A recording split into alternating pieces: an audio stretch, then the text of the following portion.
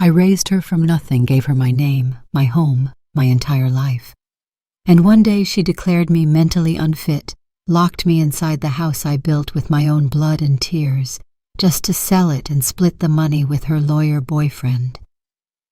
If you think this is just another family story, you're dead wrong. Subscribe now to catch the next shocking chapters we bring to life. They say the lake in Misty Pines never really sleeps, that even in the earliest hour before sunrise, when the fog curls like ghosts among the pine trees, it breathes, a quiet, steady breath like someone deep in dreamless sleep. But Hannah Lake hasn't dreamt in years. At 72, her sleep is light broken in fragments. The creak of the old pipes, the hiss of the wind against the window panes, the occasional cry of the night owl. These are the lullabies she's grown used to. But on most mornings, it's not sound that wakes her. It's habit. She stirs awake at 5:30 a.m. as she has for decades without fail. No alarm needed. Her body just knows. She lies still for a moment, her eyes trained on the ceiling, tracing the same hairline crack that had appeared 15 winters ago and never quite been fixed. It snakes across the plaster like a secret no one ever asked about. Her room is cold despite the layers of quilts. The mornings in Misty Pines are always colder than they should be in spring. The lake has its way of holding on to winter. With a soft grunt, Hannah swings her legs out of bed and plants her feet in the fur-lined slippers beside it. The movement sends a jolt of pain through her knees, her hips. The old bones don't protest with anger anymore. They simply groan with the familiarity of an old friend who never leaves. She rises slowly, hand pressing down on the carved oak nightstand for balance. The room smells faintly of lavender and old paper. A record player sits in the corner next to a bookshelf filled with volumes of poetry, faded family albums, and a collection of National Geographic magazines from the 1980s. She walks to the window and pulls back the lace curtain, and there it is, Whispering Lake. The surface is still a sheet of silver glass wrapped in fog. Pines line the distant shore, tall and stoic. The lake doesn't shimmer or sparkle, it waits. Like her. Hannah takes a long breath. There is no one here to share it with, no voice to say good morning to, just the hum of memory and the slow pulse of time. She makes her way down the hallway, past the creaking floorboards she knows by heart. Her fingers graze the wallpaper, pale green floral peeling at the corners, and finally stop on the series of black and white photos framed neatly in a row. She pauses. The first frame holds an image from over 50 years ago, a young couple in front of this very house. The man, tall, lean, with dark hair, smiling with quiet pride. The woman smiling, brighter eyes filled with hope. Her hand clutches a bouquet of wildflowers, his arm wrapped protectively around her shoulders. Thomas Lake and Hannah, the day they bought this home. She whispers, "You promised we'd grow old here, Tom." The second photo is newer. A young girl in a white dress, maybe 5 or 6, grinning with missing front teeth and holding a yellow balloon. Hannah stands beside her, crouched down, her arm wrapped tight around the child's waist. That child was Teresa Tess, as she insisted people call her by the time she turned 12, now 39. Tess lived in San Francisco, a partner in some fast-growing tech firm, always too busy to visit. Her last trip home had been nearly 2 years ago. Hannah remembered it clearly, not because of what was said, but because of all that wasn't. She continues to the kitchen. The warmth of familiarity is there. The crackle of the old stovetop, the scent of cinnamon she'd placed near the windowsill to keep the ants out. The copper kettle is filled from the porcelain sink, its spout humming as the burner underneath flickers to life. She prepares her breakfast in silence, 1 boiled egg, half a slice of rye toast with apricot preserves, and a single cup of strong black tea, always the same. Not because she lacks variety, but because ritual is a form of anchoring, and Hannah is a woman who knows the value of being anchored. The sunroom is her sanctuary. It faces east, where the lake begins to brighten slowly. The walls are lined with glass framed by heavy curtains tied loosely to the side. This room had once been filled with books, Tom's books, engineering manuals, classic literature, dusty encyclopedias. After he passed, she donated most of them to the local library, but a few remained stacked neatly beneath the reading bench. Hannah sets her tray down at the small round table near the window and pulls out her chair with a faint scrape against the wooden floor. She eats slowly, chewing each bite as if it might be her last, not out of sadness, but reverence. The tablet lights up with a quiet chime, an alert from a news app. She taps it reluctantly. Tess had bought it for her the previous Christmas. "You can video call me," she'd said, already slipping her heels back on, already halfway to the airport. "And check the stock market if you're bored." Hannah didn't care about the market, or video calls, but she appreciated the gesture even if it felt more like an obligation wrapped in plastic and warranty. She flips through the headlines. Local news, a farmer's market reopens. State news, new policies on elder care. National, another scandal. She pauses briefly at an article about property scams targeting seniors. Something tightens in her chest. She scrolls past it. There's a message waiting. From Tess. Just 2 lines. "Hey Mom, flying in next week. Want to talk about the house?" No punctuation, no warmth, just business. Hannah sips her tea. The bitterness stronger than she likes. She puts the tablet face down and leans back in the chair, letting her gaze drift beyond the glass. The house sighs around her floorboards, shifting, the heater rattling softly. It's an old house, too big for one person, too filled with ghosts. But it was hers. She remembered the day they first found it. Back then, Misty Pines was still called Carter's Hollow, a sleepy town with only 1 post office and 3 churches. Tom had driven them here in a beat-up Chevrolet, grinning from ear to ear. He showed her the floor plans like a boy presenting a science project. "Just imagine it, Han. The lake in the back, your writing desk by the window, a garden full of tulips. We'll fill the walls with stories." And they had. Stories in every nail, every creaking stair, every coffee stain on the floor from Sunday mornings with the radio on. She closes her eyes. When Tess was born, everything changed. She had come into the world wailing, fist clenched, a fighter from the start. Hannah had held her like something borrowed, too fragile, too miraculous. Tom cried. Hannah didn't. She was too stunned by the weight of love, by the terrifying power it held. They'd raised her in this house.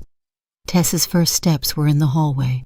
Her first fever, her first tooth, her first rebellion, all of it happened under this roof. Now Tess lived far away, always busy, always calling 5 minutes before a meeting. Hannah didn't blame her. Not really. Life demanded movement, and she'd raised a daughter who ran fast. But sometimes when the fog settled and the clock ticked a little too loud, Hannah wondered if the house missed Tess too. She stood picking up her tray and carried it to the sink.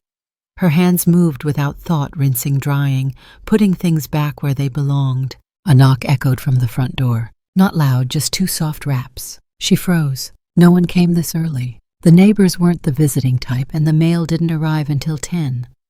She dried her hands and stepped into the hallway, moving with caution. Another knock. She opened the door, but there was no one. Only the fog, and the lake waiting like it always had. The second knock came just past 7:05 a.m. It was firm this time. Not the hesitant tap of a delivery boy or the hollow rattle of a lost tourist. It echoed through the hallway, wrapped in the early morning fog, carrying the weight of someone who expected to be let in. Hannah hesitated at the window. The lake was still veiled, the mist heavier now, like a curtain refusing to rise. Her tea had long gone cold. She made her way to the front door and opened it. And there they were, Tess, and a man she didn't recognize. Mom, Tess said, offering a tight smile. She wore a slate-gray trench coat, unbuttoned just enough to reveal a pristine white blouse. Her hair, straight and sharp at the shoulders, was exactly as Hannah remembered, immaculate, calculated. But her eyes darted slightly, a flicker of hesitation behind confidence. "Surprise," she added. The man beside her extended his hand immediately. "Daniel Brooks," he said, Tess's partner. His grip was firm, practiced. The kind that said he'd learned how to own a room before walking into it. Hannah blinked, surprised more by the timing than the presence. She hadn't expected them until next week. Tess was early. Tess was never early. "Well, come in," she said, stepping aside. Her voice was even, but her gut had already tightened. Not with fear, Hannah Lake didn't scare easily, but with the cold sense of something shifting beneath the surface. Inside, Tess glanced around the house like a realtor previewing a property. Daniel, too, was taking in the crown molding the polished wooden banister, the vintage sconces. Their appreciation wasn't loud. It was studied. Still the same, Tess said, walking past the old grandfather clock. "Feels smaller somehow." "You just got taller," Hannah replied. They settled in the sunroom. Daniel declined tea. Tess accepted but didn't drink it. So Hannah said after a beat, "To what do I owe the unexpected pleasure?" Tess leaned back on the cushioned bench, legs crossed. Her smile was soft, but it didn't reach her eyes. "We just wanted to spend time with you. It's been a while," Daniel added. "And I've been dying to see the house. Tess told me so much about it." "Did she?" Hannah said, voice level. He chuckled politely. "It's even more beautiful than I imagined. That lake view is something else." The silence that followed was delicate, like glassware shifting on a tray. Hannah sipped her tea slowly. She didn't ask questions. Not yet. Tess cleared her throat. "Actually, there's something we wanted to talk to you about." Hannah's hand didn't pause. She simply raised an eyebrow. "I figured." Tess glanced at Daniel, who gave her a small nod, the kind you give before jumping into cold water. "It's about the house," Tess said, "and about you, being here, alone." Hannah leaned back in her chair, keeping her face neutral. Outside, a breeze began stirring the lake's surface. The silence lengthened. "We've been talking," Daniel said, taking over smoothly, "and we just feel it's time to think about the future. Your comfort, your safety." "My safety," Hannah echoed. "I didn't realize I was in danger." "Not immediate danger, of course," Tess interjected quickly. "But come on, Mom. This house is massive. The stairs, the maintenance. You shouldn't be dealing with that at your age." Hannah let out a dry chuckle. "At my age, I've learned how to use stairs without falling. Quite the skill." Daniel smiled, professional and unshaken. "We completely understand. But even the most independent people need support eventually, and Tess and we want to offer that. Support," Hannah said slowly, rolling the word in her mouth like a lozenge. "Yes," Tess replied. "We've been thinking. You could move in with us, in the city. You'd have your own room. No more chores, no more isolation. We'd take care of everything." "Everything?" Hannah asked. Her gaze shifted from Tess to Daniel and back again. "How generous." Tess leaned forward, elbows on her knees now. "Mom, this house is special, but it's a lot. And the truth is, you deserve better. A place where you can be around people, where you're not carrying everything alone." And what Hannah asked, voice a notch cooler now, would happen to this house. There it was, the first crack in the porcelain smile. Daniel answered, his tone light, casual, almost too casual. "We'd manage it, lease it maybe. Or if the market's right, sell. Either way, it stays in the family. We'd make sure of that." Tess added quickly, "But only if you're comfortable, of course." Hannah set her cup down.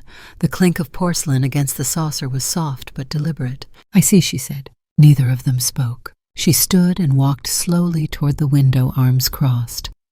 Outside, the fog had begun to lift in places, revealing patches of water and golden light slipping through pine branches. "I planted those roses out front with your father," she said without turning. "He was terrible at gardening, always trimmed too deep, but he liked doing it anyway." Tess said nothing. "This house," Hannah continued, "wasn't just something we bought. We built it. Every plank, every stone. He carved our names under the mantel, still there if you check." Daniel's fingers tapped lightly against his knee. A lawyer's nervous tick, maybe. "I know it's old," Hannah said. "I know it's quiet, but it's not empty." Tess stood.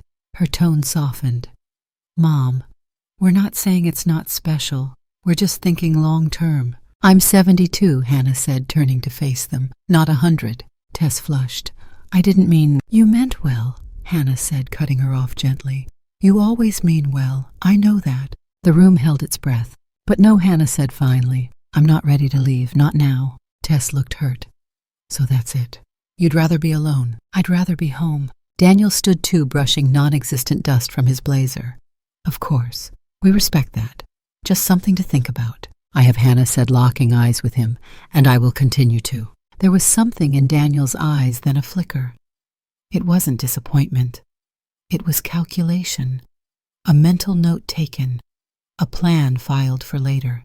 Tess didn't see it, or pretended not to. They didn't stay for long after that. Just enough time for another round of tea no one touched and a few awkward pleasantries. As they left, Tess kissed her mother's cheek lightly. "Love you, Mom," I know Hannah said. Daniel shook her hand again, this time firmer. "If you ever need legal advice," he said, "for anything, Wills, trusts medical directives." "I'm happy to help."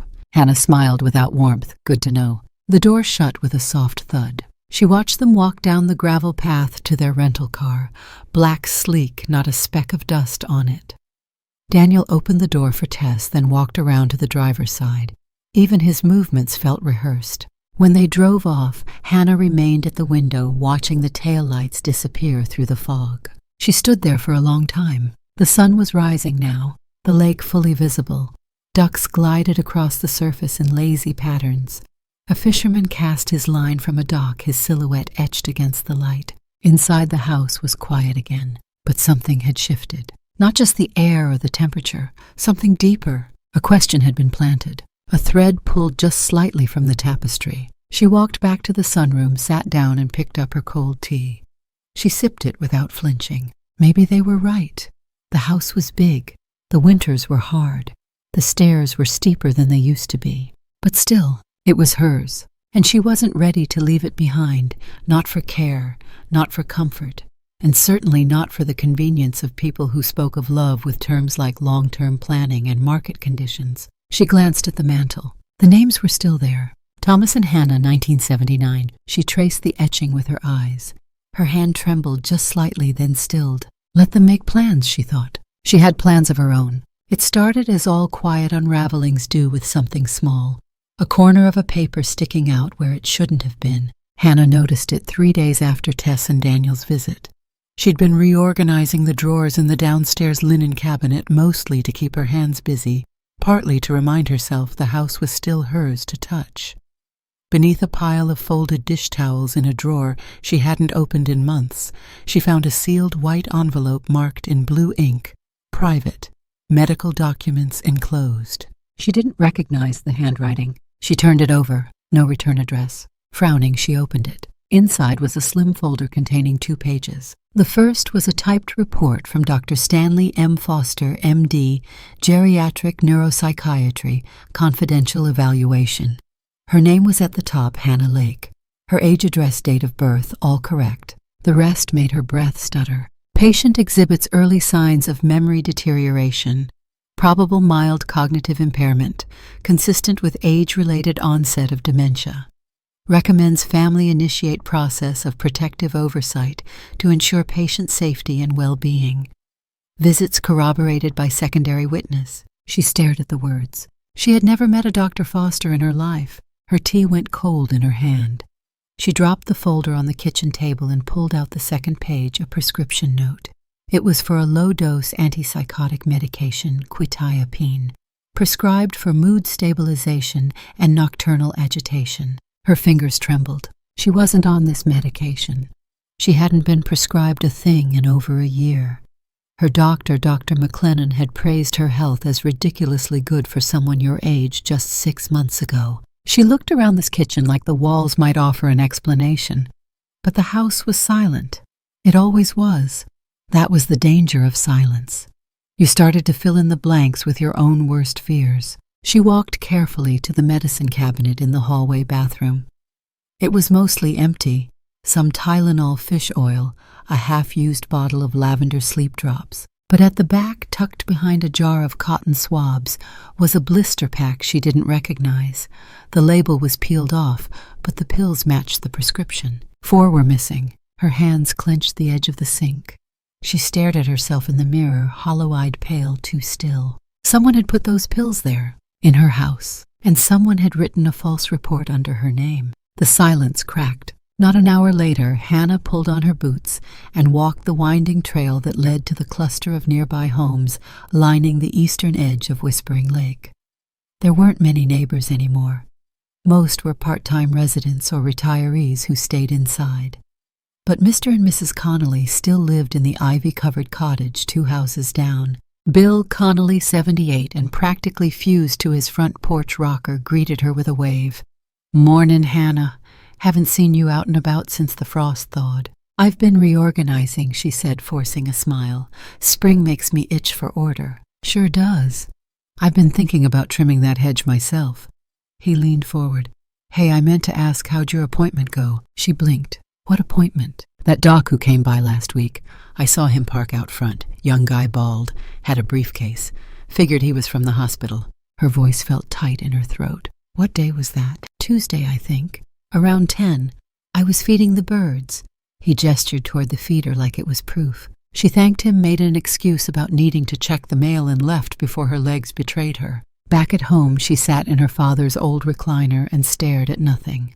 Her mind ticked through every possibility, but they all led to one name: Tess. It couldn't be anyone else. Who else had access to the house? Who else had visited recently? Who else had come armed with talk about thinking long-term and letting us take care of things? She stood up and went to her small office tucked beside the laundry room. It smelled of old paper and lemon polish. On the desk sat her file folders neatly labeled utilities, taxes, health, banking. She opened the one marked finance. Inside were printed bank statements from the last 6 months. She flipped through them, scanning each line. Nothing stood out at first: electricity bills, Amazon purchases, donations to the local library. But when she got to February, something snagged her.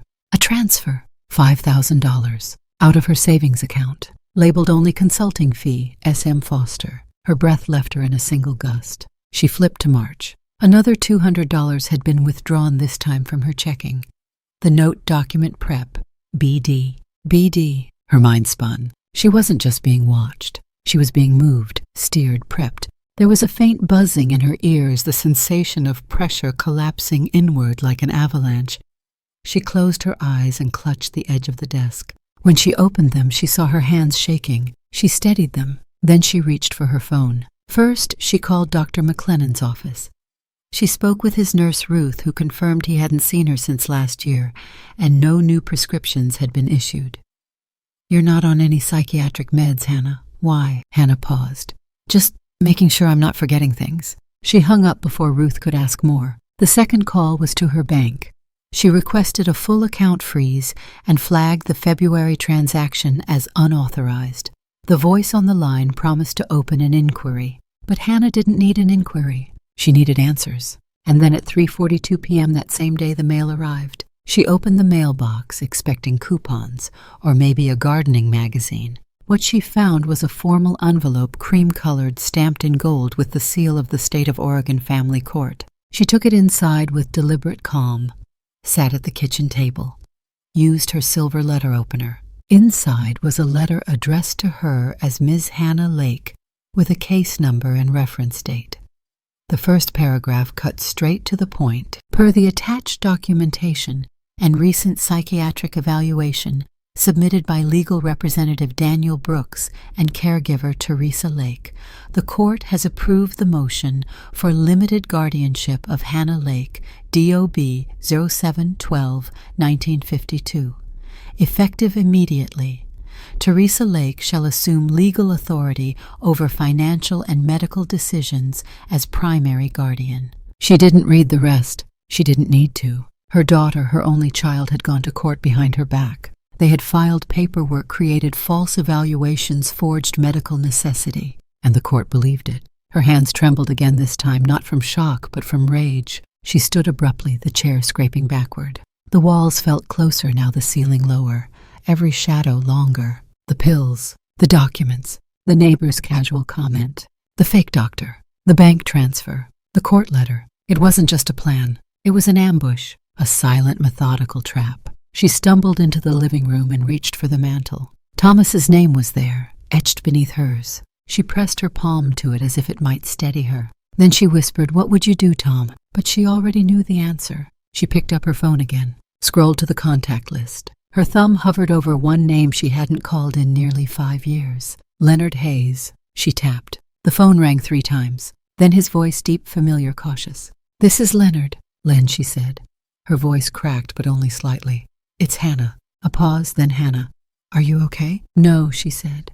I think my daughter's trying to have me declared mentally unfit so she can take my house. Another pause. Where are you right now? At home. Don't leave, I'm coming. The line went dead, and Hannah for the first time that day exhaled, not in relief, but in resolve. Whatever this was, it wasn't over. Not yet. The cage didn't come all at once. It arrived quietly, one bar at a time. At first it was the ATM rejecting her card.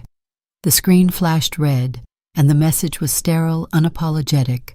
Withdrawal denied. Contact bank. She didn't panic, not yet.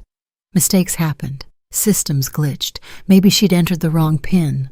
But the same thing happened at the pharmacy 2 days later when she tried to pick up vitamins. Then again at the local market, her card declined with a soft beep that felt louder than any alarm. She stood there holding a carton of eggs and a loaf of bread, heat rising in her chest, eyes darting to the cashier, young pimply, too embarrassed to make eye contact. She paid in cash, her hands trembling, not with age this time, but with something more primitive, fear. When she got home, she tried logging into her online banking account. Her password, unchanged for a decade, no longer worked. The site locked her out after 3 attempts. She called the customer service line, waited 37 minutes, and was told in a voice so pleasant it made her nauseous that due to guardianship documentation on file, her daughter Teresa Lake had enacted financial controls in the interest of the client's welfare. The words stuck like sawdust in her throat. I'm the client, Hannah said too loud. I understand, ma'am, the voice said. But you'll need to speak to your legal guardian for further authorization. She hung up. She did not scream. She did not cry. She sat in the kitchen, hands in her lap, staring at the refrigerator door where the emergency contact list used to be tacked. The list was gone. So were the grocery coupons, and the faded photo of her and Tom standing beside the rose bushes, muddy and grinning. Gone. She walked into the hallway and opened the coat closet. Half of it was empty. Coats missing, boots missing. The red wool scarf Tess had given her 15 years ago, the one with the hand-stitched daisies, that was gone too. The next morning the locks were changed. Hannah tried the front gate after hearing the mail truck outside, but the key she'd used for 40 years no longer fit. She stood there in her slippers, gripping the gate with one hand like a prisoner staring out of a cell. A contractor's van was parked near the edge of the property. The driver, a young man with a clipboard, gave her a short nod but said nothing. By noon there were sounds of furniture being moved upstairs. She climbed the staircase slowly, her knees aching, heart louder than her footsteps. The guest room door was ajar. Inside, 3 boxes had been stacked beside the wardrobe. Tess's handwriting was scrawled across them in black marker. Guest bedding, office files, mom's decor, and then the most chilling storage, basement. She didn't know whether to be insulted or afraid. She backed out of the room, breathing through her nose.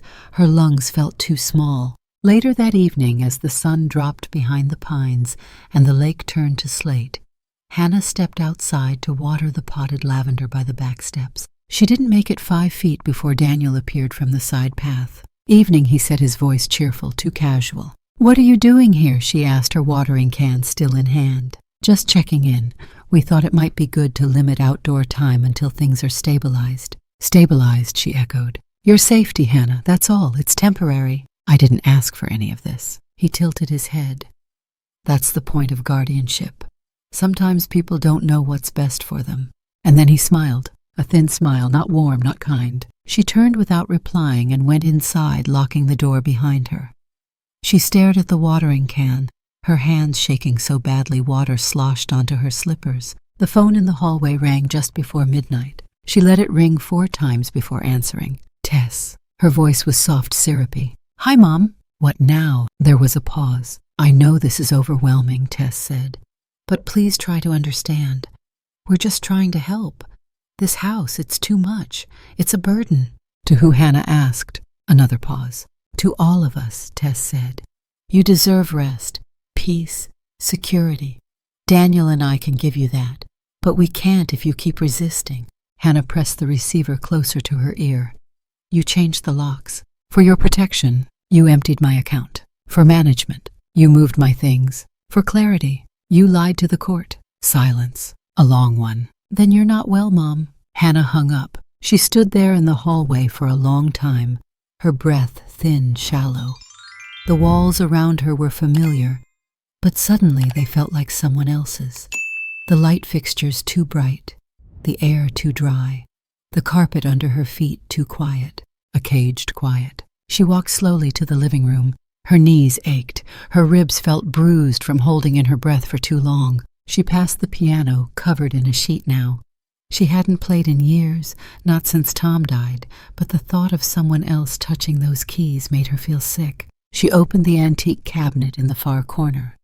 Behind the china tucked beneath old linens and brass napkin rings was a smaller drawer. She reached in and found it, the red leather envelope, soft with age. She brought it to the armchair by the fireplace and opened it gently like a wound. Inside were 3 folded letters and a photo. The letters were in slanted, passionate handwriting. "Dear Hannah, I know I don't belong in your life, but I can't help wishing I did."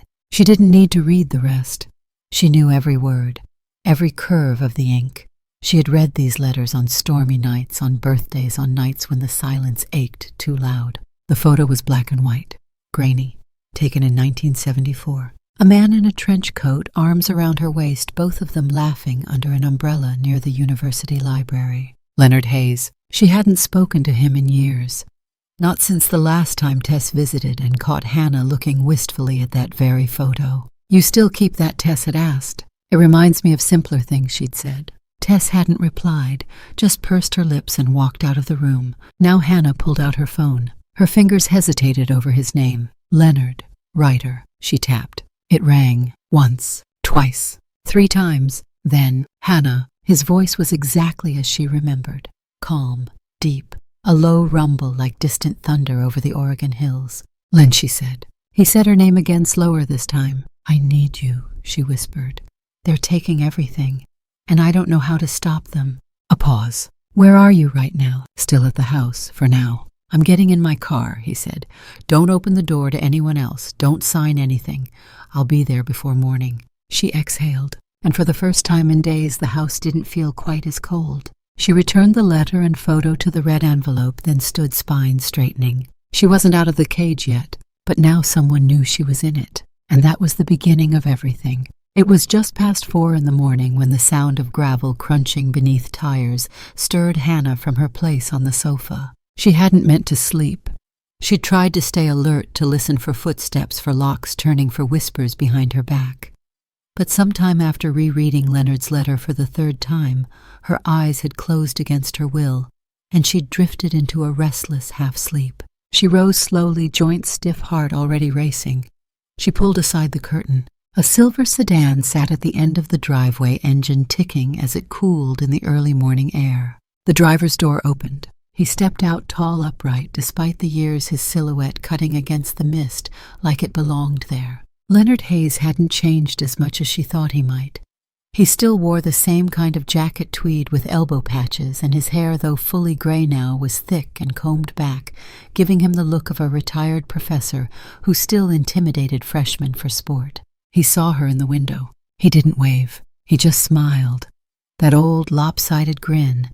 The one that had once made her forget she was a married woman with responsibilities and a child and a mortgage, and dreams that didn't belong to her alone. Hannah opened the door before he even reached it. They stood there for a moment, looking at each other, and then she stepped forward and pressed her face into his chest. He didn't hesitate. His arms wrapped around her with a kind of reverence, as if he'd waited a lifetime to do just this.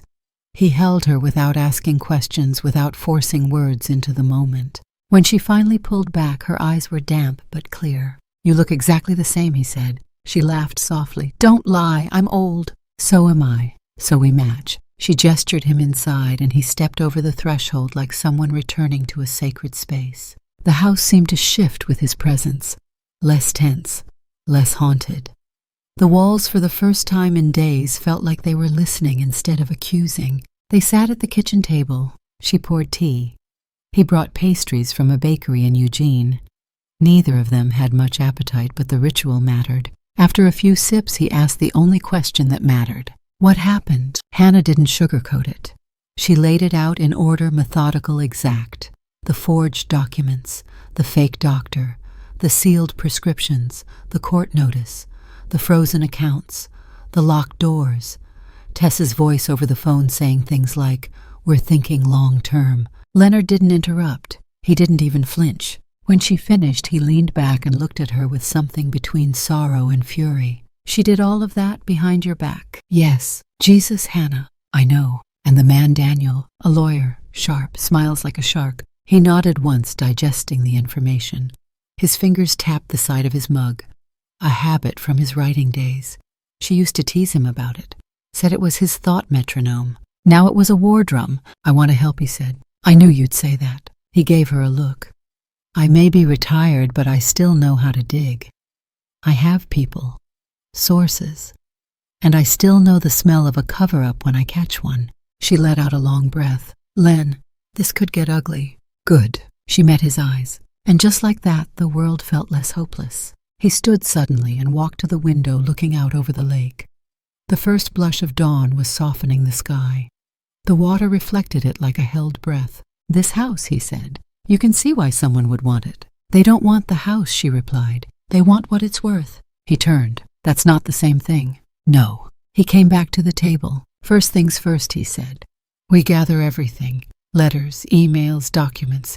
Every interaction you've had with Tess and Daniel for the past year. I don't keep everything. You keep enough. You always did." She smiled despite herself. He pulled out a small leather notebook from his coat pocket, the kind with a pen loop and tabs. He began scribbling names, then steps, then times. The plan took shape like a map drawn in wartime. When the tea ran out, she made coffee. When the coffee cooled, she pulled out an old bottle of brandy from the back of the pantry. They each took one sip and let the burn settle their nerves. By 8 o'clock, the fog had lifted from the lake, but not from the future. They moved to the living room. She brought out the red envelope again. Leonard held the letter in his hands like it might break. He read it quietly. She watched him as he did. His mouth tightened at the edges. His eyes softened. "You kept these," he said. "I kept what mattered." He didn't speak for a moment. Then he said, "Do you remember that time we skipped class to drive to the coast?" She laughed, startled by the memory. "Barely. You almost killed us on that cliff road. I was proving a point. You were proving you had no sense of mortality." He grinned. "Still don't." They sat close, but not touching. The silence between them now was not empty. It was layered, full of years left unsaid. "I should have married you," he said softly. She didn't answer right away. "Then you would have hated me for it." "Why?" "Because I would have asked you to choose between your work and me, and you would have chosen wrong." He looked at her, and now she met his gaze. "Now I've learned not to ask men to choose anything they can't carry." They said nothing after that. There was nothing else to say. But something shifted, a recognition, not of what they'd lost, but of what they still had. Time. Wounded, yes. Scarred, certainly, but time nonetheless. He reached over and gently took her hand. "I'm staying," he said. "Good," she replied. "Not just for the case. Still good." They didn't kiss, not yet. But the space between them no longer belonged to silence. That night, as dusk folded gently over Whispering Lake, Hannah pulled the curtains shut and turned on the porch light. Inside, she and Leonard sat at the dining table, surrounded by papers, maps, old email printouts, bank ledgers, post-it notes with names and dates. It looked like the headquarters of a two-person resistance movement, and that's exactly what it was. Tomorrow they'd start making calls. Tomorrow they'd go after the doctor, after the court, after the paper trail. But tonight they let the fire burn, not with fear, but with memory, with resolve, with the last flickering flame of a love that had never gone out, only paused, waiting for the world to get quiet enough to return. Leonard always said every good mystery started in plain sight. It wasn't a revelation hidden in shadows or a villain cloaked in night. It was always the detail everyone ignored, the smudge on the glass, the date out of place, the name that didn't quite belong. Hannah had once believed him a romantic for thinking that way. But now, watching him work, she realized he hadn't been romantic. He'd been right. By Monday morning, Leonard was already 10 steps into the mess. He'd made calls to 2 former colleagues at the state licensing board. Not favors exactly, just the kind of calls men like him knew how to make. Calls that opened the right doors and, more importantly, closed the wrong ones behind them. The name on the forged medical evaluation was Dr. Stanley M. Foster. Licensed, still practicing, Office address listed as a private clinic in South Eugene. I'm not going to just walk in there and accuse the man, Leonard told Hannah. We need confirmation, something solid. You want to pose as a patient? She asked, half amused, half horrified. He shook his head. I'm too old for disguises. But I've got another idea. That afternoon, Leonard paid a visit to the clinic. He didn't go through the front. He waited across the street in a coffee shop until just after 5, then walked around back past the rusted dumpsters and through the narrow alley lined with overgrown blackberry vines. He wore a plain coat slacks and carried nothing but a pen and a yellow legal pad. The side entrance opened into a stairwell. It was supposed to be locked. It wasn't. He slipped inside. The clinic was quiet now. Lights dimmed. The buzz of computers idle. The scent of antiseptic lingered in the air like guilt. He didn't need much. Just names. Just enough. Down the hall was a records office, no lock on the door. He stepped in quickly and silently, the way only a man who'd followed people for a living knew how to move. Inside were rows of filing cabinets alphabetized. Foster Stanley M. His patient log was thin, curiously thin. Leonard flipped through. In the entire previous year, the log showed less than 24 patients, but 5 were flagged with yellow stickers that read, Transfer initiated, legal oversight. He photographed them with his phone, the names, the dates, the notes, and there it was. The first nail. Each of the 5 patients was over 70. Each had early cognitive decline listed as a reason for family-initiated guardianship, and all of them had BD in the margin. What the hell is BD? Leonard muttered. Then he flipped open a drawer labeled Correspondence. There, nestled between clinic newsletters and pharmaceutical reps' brochures, he found it a letterhead from Brooks and Daniels, LLP. Daniel's name at the bottom, not BD, but Brooks, Daniel Brooks. He snapped a photo of that too. Then came a sound, a door slamming shut in the front of the clinic. Voices. Shit. He tucked the folder back, slid the legal pad under his coat, and moved fast. Out through the side stairwell again, out into the alley, down to the street before anyone saw him. When he got back to the house, Hannah was waiting. He said nothing at first. He just set the phone down and let the photos tell their story. 5 cases, 5 forged evaluations, all tied to the same doctor, all tied to Daniel Brooks, and every one of them ending in guardianship filings, power of attorney transfers, or estate liquidations. She sat still for a long time staring at the images. Do you think they were all real? She asked finally. The patients. I don't know, he said. But my guess. A few were, most weren't. They're targeting people with no close family, people who won't be missed, people who won't fight. But I did, she said quietly. You did, he confirmed, and now they'll regret it. They worked late that night, piecing together timelines. Hannah remembered receiving a mailed survey last fall, something about health care satisfaction. She hadn't thought much of it at the time, but now Leonard suspected it was the fishing line, a way to see who lived alone, who had assets, who might be vulnerable. Smart, he muttered. Disgusting but smart. Who else do you think is involved? Brooks has a partner, someone named Daniels. I'll dig. But I'm betting there's a notary in the mix. Maybe even someone in the probate office. Can't pull something this seamless without a few hands greased. Is it criminal? Leonard looked up. Oh, it's criminal, he said.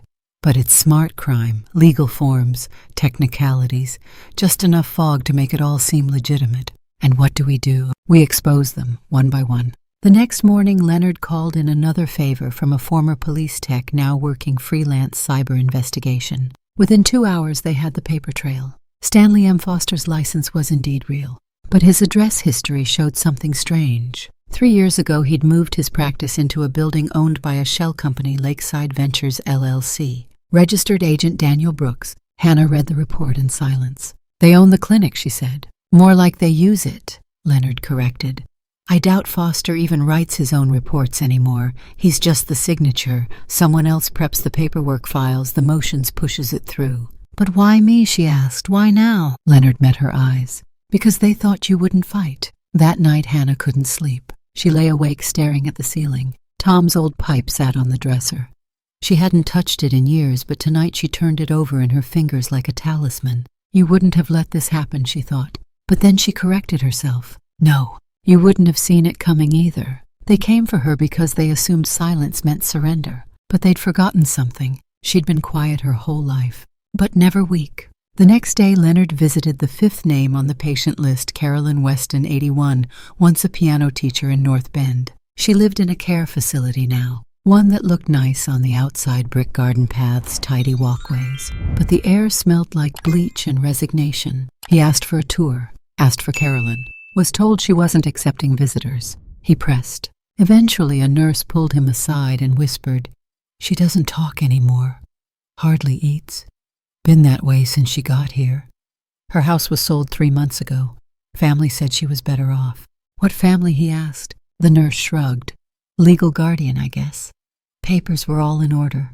He thanked her and walked out. He called Hannah as soon as he got to the car. "We need more than one story," he said. "We need a pattern." "I'll help," she replied. "Whatever you need." By the end of the week, they had 7 names, 7 elders, 7 property transfers, same doctor, same lawyer, same court process. Hannah stared at the stack of documents they'd gathered. "How is no one stopping this?" she asked. "Because they don't look," Leonard said.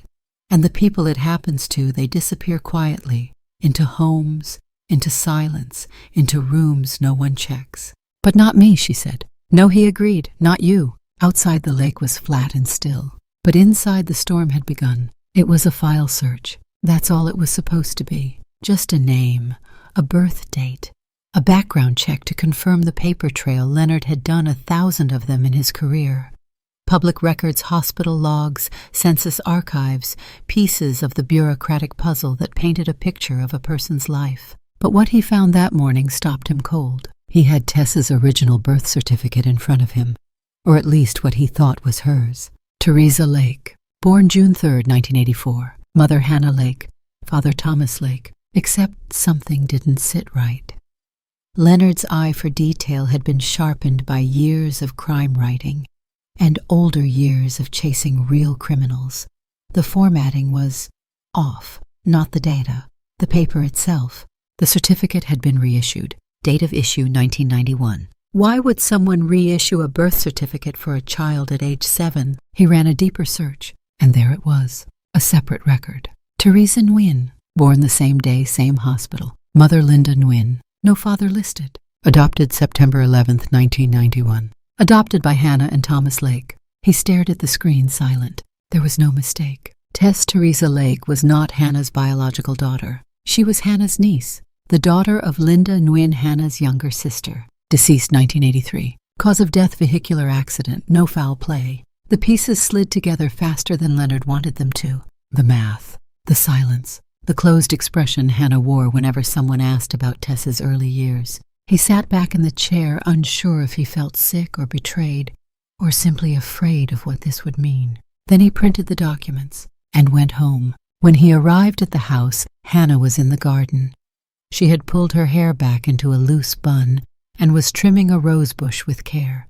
The irony wasn't lost on him, cutting away the parts that no longer served growth. "Hannah," he said gently. She didn't look up. "You're early. I found something." She stopped, still didn't turn. Something about Tess. Now she turned. There was something in her face, a flicker fast like a storm flashing on a still lake. He handed her the printouts. She took them with slow hands. "Read in silence." Her eyes didn't widen. She didn't gasp. She only said, "You weren't supposed to find that." Leonard exhaled. "You knew?" She nodded. "I always knew." She walked past him back toward the house, the papers trembling in her fingers like wings. He followed her inside. They sat at the kitchen table again, the place that had become their war room, their confessional, their shelter. Hannah placed the printouts on the table like evidence in a trial. "She was just a baby," she said. "Tell me." She nodded slowly. Then she began. "My sister Linda was wild. Beautiful but wild.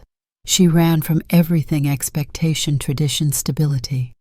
I was the eldest, the steady one, the one who followed rules. She was the fire, always chasing storms. She moved to California when she was 20. Hannah continued. Met a man, never told us his name, got pregnant, refused to marry him. She came home when the baby was 2 months old, thin as a reed, sick and terrified. Her accident wasn't just an accident, Hannah said softly. She was driving back from the courthouse. She'd just filed paperwork to grant me temporary guardianship. She was planning to go back to California, said she needed to fix her life first, but she never made it past the county line. Leonard listened in silence, his hands folded. I was 30 then. Thomas and I had been trying for years. Couldn't conceive. After Linda died, I didn't know what else to do. The child had no one, and she looked so much like Linda it hurt to breathe. So you adopted her, quietly, legally, but quietly. We changed the name, reissued the birth certificate. Our family never asked questions. They were happy to pretend it was ours, and we let them. Leonard said nothing. She never knew, Hannah added. And Thomas, he knew, she said. He loved her like his own. He wanted to tell her. But I said no. I wanted her to grow up with certainty, not feeling like a replacement. Leonard's voice was low. But you raised someone else's daughter. She was mine, Hannah said, in every way that mattered. The air between them shifted, not with judgment, with weight. Leonard leaned forward.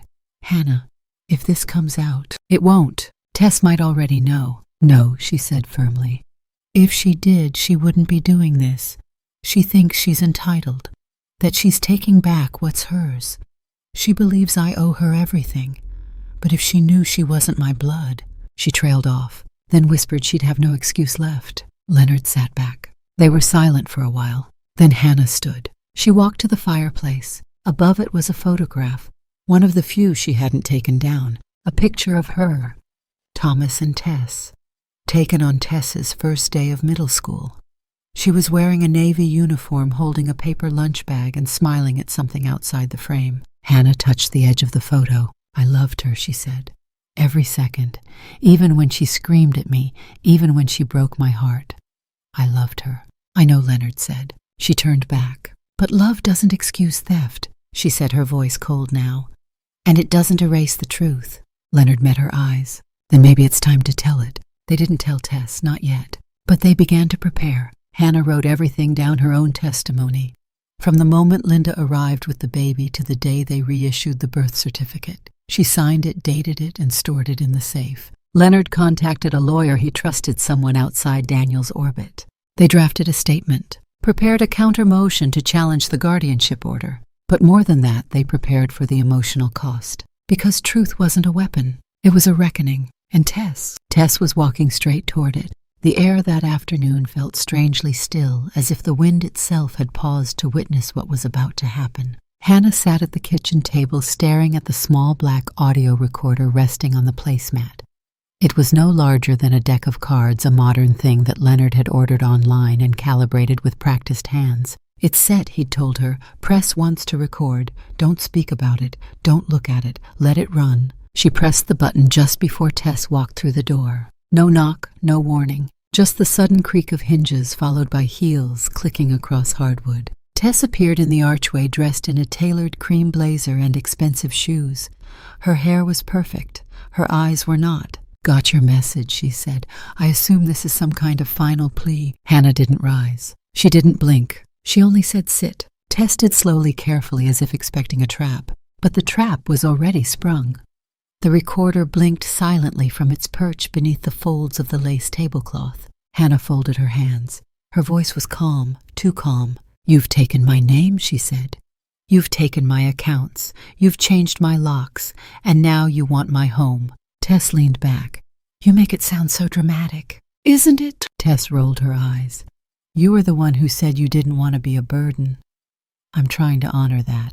By stripping away everything that makes me who I am. No, Tess said. By protecting what's left. She leaned forward now, fingers steepled, her tone lowered, cooled. This house is worth close to $2 million. The land alone, prime lakefront. Developers are already circling. And you're alone here with no one to inherit anything but the dust. I didn't realize I was already dead. Tess's lips curled. Don't be theatrical. Hannah breathed through her nose. And then softly she asked, was it worth it? Tess paused. What? The lies, the papers, the doctor, the court orders, the clinic, the pills in my drawer. Was any of it worth what you've lost? I haven't lost anything, Tess snapped. You've lost me, Hannah said. Tess laughed, cold and brittle. I lost you a long time ago. You just didn't notice. There it was, the crack in the foundation. Hannah didn't flinch. She only studied the girl across from her. The woman she had raised, fed, clothed, held through fever dreams and heartbreak. And yet in this moment Tess looked like a stranger. You were my daughter, Hannah said quietly. I gave you everything. No, Tess said, her voice suddenly sharp. You gave me rules. You gave me guilt. You gave me this impossible standard to live up to. You never saw me, not really. I saw you more clearly than you'll ever know. Tess slammed a hand on the table. No! You saw the version of me you needed to justify your own choices. But I'm not that little girl anymore. I don't want bedtime stories and warm soup. I want control. I want power. I want this house, because this house means I won. Won, Hannah echoed. Tess leaned in, eyes gleaming. I don't need a mother, she said. I need an asset, a clean title, and soon I'll have it. Silence. The kind of silence that feels like a knife just before it drops. And then just like that, Tess stood, straightened her blazer. Don't worry, she said, already walking toward the door. I'll give you a nice room in the facility. It's in a quiet part of town. They do chair yoga. Hannah didn't rise, didn't speak. She waited until the door clicked shut behind Tess, then reached under the table and pressed the recorder again. 2 hours later, Leonard sat beside her listening to the playback. He didn't interrupt, not once. When Tess's voice hissed, I don't need a mother, I need an asset. His jaw clenched so hard the muscle pulsed along his cheek. She just confessed to motive, he said. Will it hold in court? No, he admitted. But it'll hold with the public, and the public always pulls the strings behind the curtains. He stood, went to the desk, opened the folder marked emergency submission. Inside were the files they'd compiled. The false evaluations, the real adoption records, the paper trail connecting Daniel Brooks to the shell company owning the clinic. Names, dates, witnesses. Time to burn the bridge, Leonard said. Who first? Hannah asked. Law enforcement, he said, but not just them. He clicked open his email. CC'd an investigative journalist he knew from his New York publishing days. Someone who owed him a favor and loved a scandal that smelled like rot. Then he uploaded the folder, attached the audio file, and pressed send. The next morning, the first call came at 7:43 a.m. Not from Tess. From a detective with the Oregon State Investigation Bureau. We've received some documentation, he said. We'd like to schedule a statement with Mrs. Lake as soon as possible. Today works, Leonard replied. The second call came from the Oregon Chronicle. The reporter's voice crackled with excitement. Is she willing to go on record? Yes, Leonard said. Then paused. No aliases. Use her real name. Hannah nodded quietly from across the room. Let the world know who kept the secret, she said, and why it mattered. Justice didn't arrive with a whisper. It came with sirens. At 8:07 a.m., the unmarked sedans turned off the main highway and swept down toward the faux brick facade of Lakeside NeuroCare, the shell of a clinic that had masqueraded for years as a haven for elder wellness. This time there was no hiding behind patient confidentiality, no sterilized smiles, no clipped legal jargon, only a warrant, 5 officers, and a single command. Hands where we can see them. Inside, the receptionist froze. Her hands hovered over a keyboard mid-keystroke. Down the hall, a nurse dropped a clipboard that clattered loudly against the linoleum. And behind the frosted glass of the back office, Dr. Stanley Foster stood up, blinking slowly like a man waking from a dream he knew had just become a nightmare. They took his computer, his files, his prescriptions, his nameplate. The charge sheet was 3 pages long. Fraud, conspiracy, forgery, and worst of all, elder abuse under color of law. The media was already on it. One camera crew caught the moment an officer led Foster out in cuffs, his lab coat still buttoned, his expression numb. But that was only the beginning, because someone else was missing. Daniel Brooks. By 10:30 a.m., when investigators knocked on the doors of Brooks & Daniels LLP, the office was abandoned. Phones disconnected. Shred bins still warm. Brooks had vanished. His condo was empty. His car found parked near a bus terminal with the plates removed. Surveillance footage showed him boarding a Greyhound at dawn, destination unknown. But law enforcement was patient. They always were with people who ran, because they knew something most criminals never learned. Running was just a slower form of confession. Back in Whispering Lake, Hannah sat on her porch with Leonard beside her. The radio was on. They weren't listening to music. They were listening to justice unfold. Reports confirmed the arrest of Dr. Stanley M. Foster and the dismantling of a suspected multi-state scheme targeting senior citizens through falsified medical evaluations and legal coercion. At the heart of the case is local resident Hannah Lake, whose recordings and documentation exposed the network. Leonard turned the volume down. "You okay?" he asked. Hannah nodded slowly. Not happy, but okay. She was calm, not triumphant. There was no need to gloat. Justice didn't require celebration. It required acknowledgement. Across the lake, the air felt clearer somehow, lighter. But the final strike hadn't fallen. Not yet. Because that came the next day, when the police showed up at Tess's apartment. Tess was at her vanity when they knocked, touching up her makeup for a Zoom call she no longer remembered booking. She didn't even turn at first. Not until she heard the word warrant shouted through the door. The officers didn't wait for her permission. They came in fast, efficient, unapologetic. "Teresa Lake, you are under arrest for fraud, forgery, elder abuse, and conspiracy to defraud the court." She stared at them, as if the words didn't compute. She was cuffed before she could ask who sent them. At the station, she was quiet. At first, then came the shouting, the denial, the classic refrain, "I'm her daughter. I was protecting her." But the courts didn't care what you believed you were. They cared what you did. And what she did. She orchestrated a lie, a long one, a cruel one, and she got caught. The courtroom was packed, not with friends, not with family, with press, with attorneys, with 3 other victims and their surviving relatives. Hannah sat at the front, dressed in navy, her posture straight, her gaze steady. Tess was brought in wearing beige. Her face was pale mascara smudged beneath her eyes. She didn't look at Hannah, not once. The charges were read. Guilty on multiple counts of fraud and forgery. The guardianship order was revoked, annulled, and declared to have been granted under false pretense. All assets seized or transferred were to be returned. All medical evaluations submitted on Hannah's behalf were to be struck from the record. When the judge asked if she had anything to say, Tess stood. And what she said wasn't an apology. "I did what I had to do," she said. "My company was falling apart. No one cared. She wouldn't help. So I took control." The judge stared at her unblinking. "And control," he replied, "without consent, without ethics, and without humanity is not help. It is theft." He banged the gavel once, and just like that it was over. Later that day, Leonard pulled into the driveway of the lake house. Hannah stood on the porch, hands tucked into the sleeves of her cardigan. He stepped out of the car. "They'll try to appeal," he said. "Let them," Hannah replied. "You could sue." "I won't. She betrayed you." "I know." Leonard looked at her. "You're not angry." She was quiet a long time, then said, "Anger is the cage. I've lived in enough of those." He nodded. She smiled faintly. "Besides, I have my name back, my home, my freedom. That's something. That's everything." The next morning the lake was still. The fog hadn't yet lifted and the sun was slow to rise. But inside the old house, light poured through the windows like a promise kept. Hannah sat at her writing desk, an old roll top she hadn't touched in years. A clean page lay before her. Her hand hovered over the pen, then moved steadily, ink-carving memory into permanence. This is not a story about loss. It's a story about what remains, about truth, about fire, about the things we choose to carry even when the world says to let go. Behind her, Leonard approached quietly.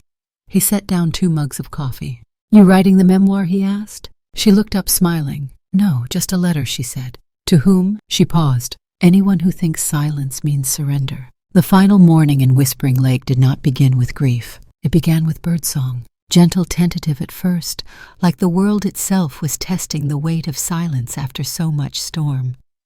Hannah stood barefoot on the porch in her nightgown, a cardigan draped over her shoulders, coffee steaming in one hand as she watched the mist peel back from the surface of the lake like a secret finally set free. Behind her, the house stood quiet. Empty almost. Furniture wrapped in sheets. Walls bare, except for a single photograph on the mantel. The same one she refused to pack Thomas herself and the girl who was never hers by blood, but had once been wholly hers by heart. She didn't hate that photo. She didn't hate what it represented. Some memories, even painful ones, still belonged in the light. She sipped her coffee and breathed in the air. The cold, the pine, the faint trace of morning rain. By noon, the keys would be in someone else's hands. Not a buyer, not a developer, but something better, something that felt in a strange way like forgiveness. The ceremony was small, just a handful of local officials, a representative from the Children's Advocacy Foundation, and Leonard, standing like a tall oak beside her as the deed changed hands. The house, every inch of it from the library to the rose garden, was now officially part of a new legacy, a transitional refuge for orphaned girls. A safe home where silence would never be mistaken for safety, and secrets would be told without shame. "Why orphans?" the director had asked gently when Hannah first proposed the donation, and Hannah had replied, "Because I know what it's like to raise a child not born from your body, but from your grief, and I want them to have something built on truth, not cover stories." There had been no argument after that. Now as the documents were signed and hands shaken, Leonard looked at her. "You sure?" She smiled. "This house was never meant to be mine forever, just long enough to make peace with it." That night, for the first time in decades, she slept without a roof over her own head. They checked into a small roadside inn an hour out of town.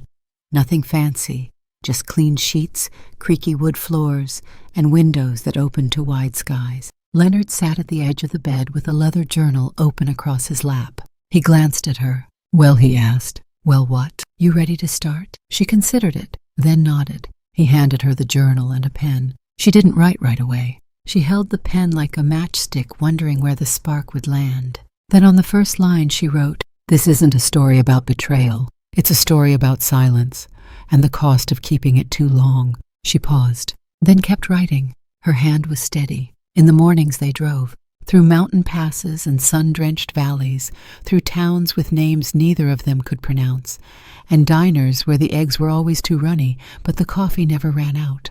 They didn't talk about Tess. They didn't talk about Daniel or courtrooms or bloodlines. They talked about stories, about the way memory rearranged itself in the rearview mirror, how some pain faded and some simply dulled like an old photograph left in the sun. Every afternoon they stopped somewhere quiet, a riverbank, a vineyard, a library tucked behind a gas station, and she wrote, sometimes for hours, sometimes for minutes, but always truthfully.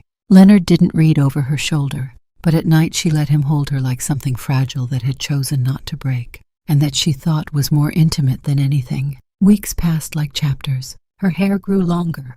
Her laugh returned, not loud, not often, but when it came, it was full-bodied and real. Once, while parked at a lookout point, Leonard asked her if she missed the house. She shook her head. "I missed the version of me who thought I needed it." He smiled. "That version's still there." "She's retired," Hannah said, "but she writes a mean sentence." One evening, as the sun fell over a field of gold in Northern California, Hannah stood barefoot in the grass, journal in hand. She opened to a page. A single sentence stood alone. "Forgiveness is not given to the guilty. It is given to the living." She smiled and added, "And sometimes to ourselves." Eventually they settled. Not permanently, just a cottage near the ocean. It had a garden, a screened-in porch, and enough shelves for all of Leonard's books and all of Hannah's notebooks. He wrote letters again. She wrote chapters. They walked every evening before dinner, sometimes holding hands, sometimes not, but always in step. The manuscript was finished 7 months later. They printed it at a local copy shop,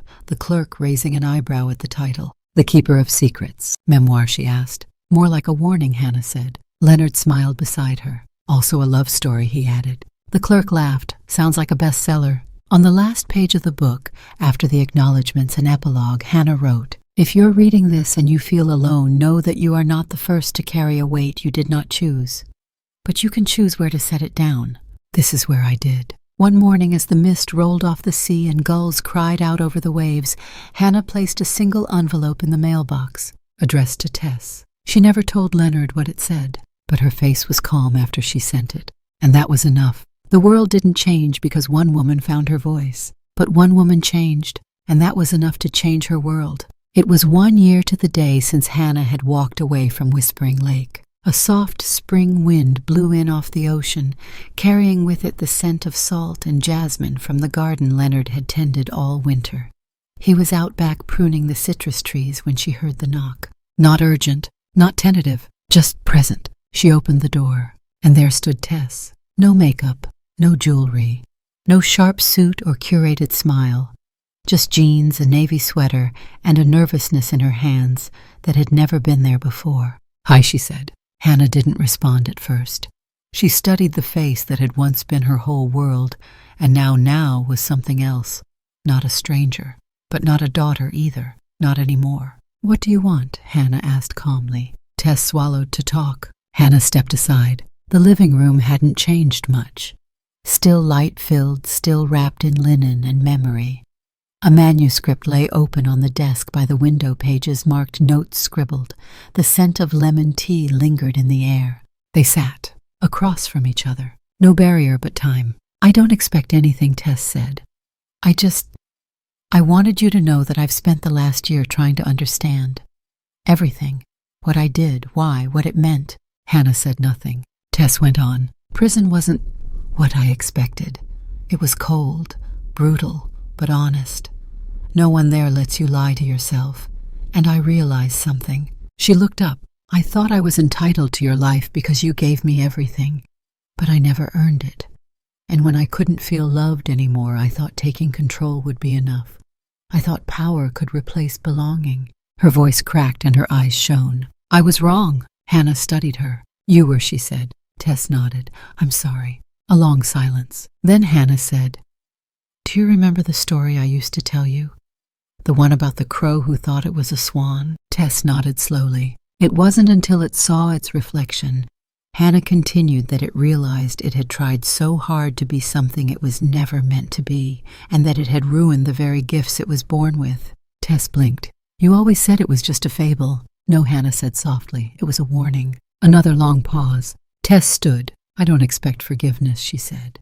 "But I hope someday maybe you'll find a place for me in your memory that doesn't ache." Hannah rose too. She walked to the fireplace and picked up a framed photo, Tess, age 7, holding a daisy sunlight in her curls, eyes bright with wonder. She turned it to face her again. "You were never my blood," Hannah said, "but you were my child. And I gave you everything I had not, because I had to, but because I chose to." She looked up. "And people are defined not by blood, but by the choices they make." Tess's breath hitched. Then Hannah added, "I forgive you." A pause. "But I won't forget." Tess nodded, tears now sliding freely down her cheeks. "I understand. I hope you do." Then without another word, Tess turned and left. Hannah didn't watch her go. She turned back to the manuscript. Later that afternoon, Leonard returned his hands smelling of oranges and earth. "Everything okay?" he asked. Hannah nodded. "She came." He didn't ask for details. He never did. Instead, he picked up the last chapter of her book already edited and ready to print. "It's time," he said. She sat down at her desk, took a breath, picked up her pen, and signed her name beneath the title, The Keeper of Secrets by Hannah Lake. She closed the manuscript, then looked up, eyes shimmering. "I think she said that truth is a strange thing." "How so?" "It doesn't scream. It doesn't demand. It just waits quietly, patiently, until we're ready to stop pretending." Leonard smiled. "And are you?" She nodded. "Yes, because I've learned that the truth may wound us, but only the truth can save us." She stood and walked to the window, the sea catching the sunset in its wide embrace. Behind her the words hung in the air like a final benediction. "The truth may hurt, but only the truth can save a soul."